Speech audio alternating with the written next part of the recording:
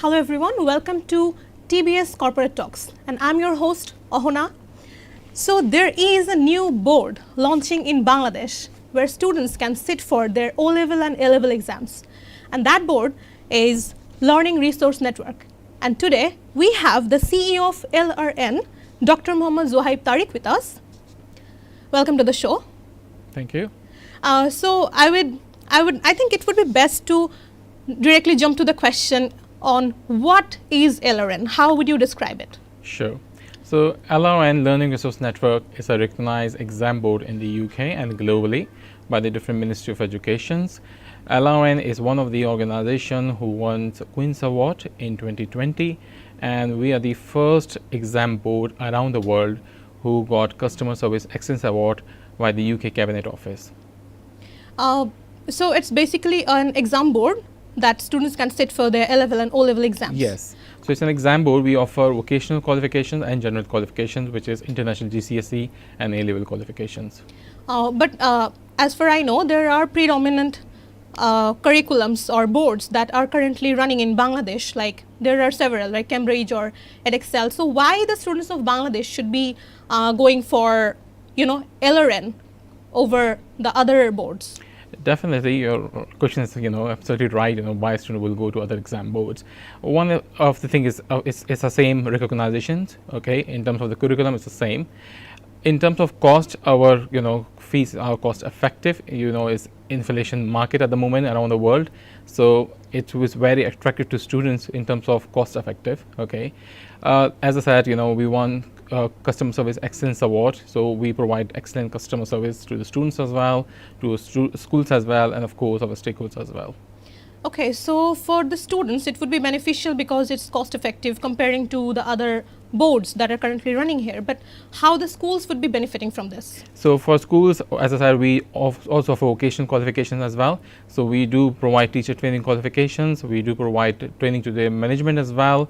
We do have, of course, similar curriculum, so as part of teachers CPD, because the issue, especially in Asian countries, we don't have any teacher training licenses, so, and teach anybody, they just have done A-levels or bachelor's degree, they start teaching. They don't know the methods of teaching, so it's very important that the teachers should get a training, how to teach basically, so as a regulated exam board, we do have teacher training qualifications where we train the teachers as well. So it's, you can see the difference, the other exam boards, they don't have, teacher training qualifications. So is it just this, all of your curriculum is, or all of your work is related to A-level or O-level, or are you offering something else on the other horizons? So we do offer vocational qualifications such as teacher training qualifications, social media qualification, digital entrepreneurship qualifications. We do offer, like a higher national diploma sort of qualifications. So so student can do 2 years here and the last year in the UK or any other country for the bachelor's degree. Similar, they can do for masters, they can do 6 months here and 6 months in other country. Oh, that's great. But as you're just starting in Bangladesh, so are you focusing just on O-level and A-level, and are you going to be combining all the other things you're offering? Yes, definitely we are going to combine everything, It's not only international GCSE and A-levels. We are offering vocational qualifications as well. So as I'm assuming, Bangladesh was not the first country under your radar when you were starting your operations outside UK. So what are the other countries that have succeeded in this program? So we are working in 58 countries, which includes China, Malaysia, Thailand, Pakistan, Sri Lanka, in Europe, of course, Italy, Greece, Spain, Middle East, UAE, Saudi Arabia, Bahrain, and many others. So that's a lot of countries. So how has been the success curve on those, or how the response has been over those countries? I mean, the response is very, very good, I will say. As I said, we won Queen's Award in international trade. That means we are bringing business to the UK from international, trade. So that's itself, we got a royal seal, that in terms of international business. But what other programs that Bangladeshi students can benefit from? What are the criteria you're focusing especially in Bangladesh for, as it's not the first one or two, three countries you've been to, it's later on the list. So why choosing Bangladesh so far after the other countries, and whatnot? I think so. Of course, it was because we were working in those other countries, with other qualifications.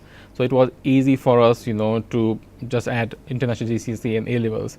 And of course, we recently started in Bangladesh, with international GCSE and A levels, because we have, done some research and we have found there's a demand in Bangladesh for these qualifications as well as vocational qualifications.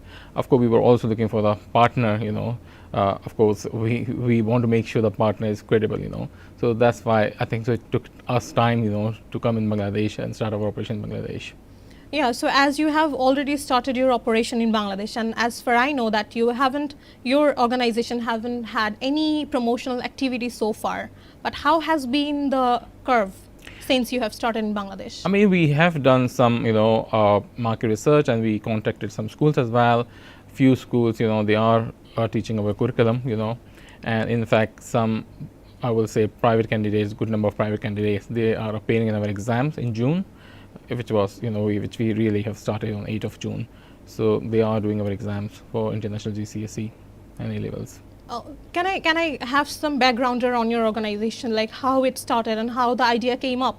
Like your organization is literally competing with some really big names in the, in this sector. So Sure. How did you come up with the idea? So we started in 2011, and we started with English language test, okay, and we were doing English language test for the Home Office in the UK for citizenship and settlement, and then after 5 years, we decided let's start overseas operations after UK operations.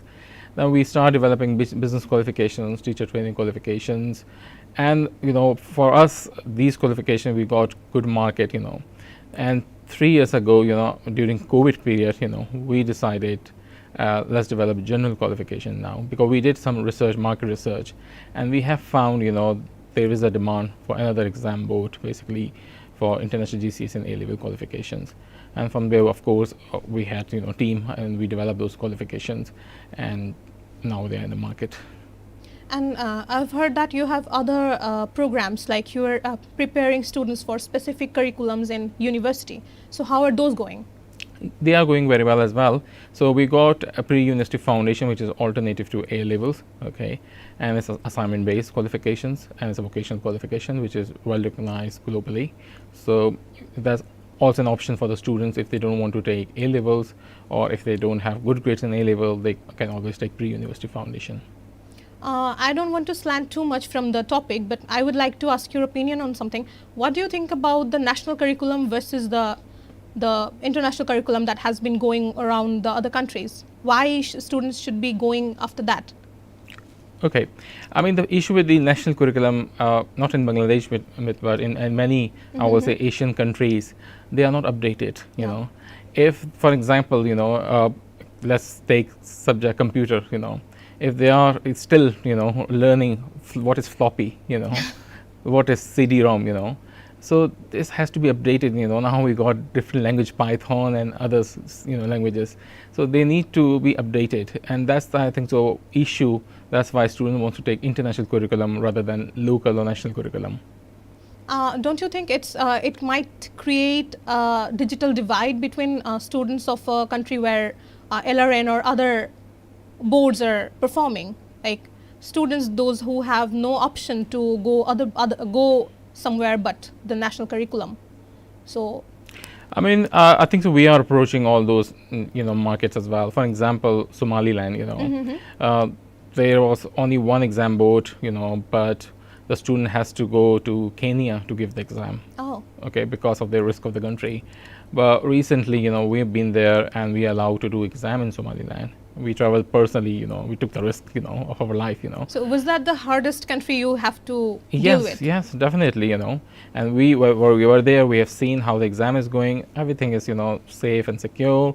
We are monitoring, we have representatives there, regional office there. So, we are going on those countries as well where there's an issue, they don't have international curriculums. So I don't know if it's going to be controversial or not for you. So what other Asian countries that has been difficult or has been easier comparing to the other countries, in your opinion? I don't think so there's any country difficult, because as I said, we got, if you look our curriculum, compared to others, it's in very detail. Others, they just give the topic, but we have put in detail, so it's easy for teachers to teach. It's easy for them, to make scheme of work. So I don't think so. We are facing any issue in terms of getting schools or getting students. In fact, students, ministries, they are happy that there's a competition. I would like to ask another thing. You have to take permissions from the country's, government as well, right? Yes. So how has that been for Bangladesh? So in Bangladesh, it was initially when we tried to contact UGC, it was tough. It took us, I think, so 8 months, to get the letter from them, but finally we got the letter from them. So it's approved, basically. They have no objection, basically. So what are the future plans for Bangladesh? Like, do you think you have got to a very good start and we can hope for better things from LRN in Bangladesh in future? Yes, definitely, because as I said, we have a good numbers right now. I mean, we're doing exams, and we are expecting around maybe, we will get 5 times more what we have now, great. By next year. So, not just in Bangladesh, what about the entire world? The countries, all of the countries you are currently performing in. What is, your vision for LRN in the upcoming years, as you are already running in almost 60 countries right now? Yes. So basically, the vision is, of course, to promote education, rather than make it a commercial. That's the main thing. If you don't, teach people, if they are not educated, so how they will become a good human being, So that's the, I think, the aim and vision we have. I think that's the only vision we should be going for when it comes to education and not commercial means. And thanks for having you. It was great having you on our show, and thank you all for being with us for the entire conversation. That's all. Thank you.